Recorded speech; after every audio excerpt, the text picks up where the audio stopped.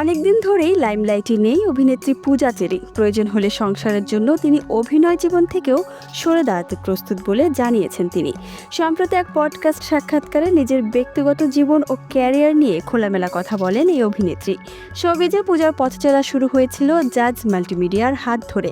প্রতিষ্ঠানটির কর্ণধার আব্দুল আজিজের সঙ্গে তার সম্পর্ক নিয়ে দীর্ঘদিন ধরেই চলেছে নানা গুঞ্জন। পরে সেই সম্পর্কের দূরত্ব তৈরি হলে জাজ মাল্টিমিডিয়া থেকে বিদায় নেন তিনি। তবে প্রায় ৩ বছর পর আবারও প্রতিষ্ঠানটিতে ফিরেছেন এই অভিনেত্রী। এরপর ক্যারিয়ারের বিভিন্ন সময়ে পূজা চেরির নাম জড়িয়েছে বেশ কয়েকজন তারকার সঙ্গে। তাদের মধ্যে রয়েছেন শাকিব খান, অভিনেতা সিয়াম আহমেদ এবং আদুর আজাদ। যদিও এসব সম্পর্কের গুঞ্জনের কোনো স্পষ্ট প্রমাণ মেলেনি, সম্প্রতি একটি পডকাস্টে অংশ নিয়ে এসব কথা নিয়ে খোলামেলা কথা বলেন পূজা চেরি।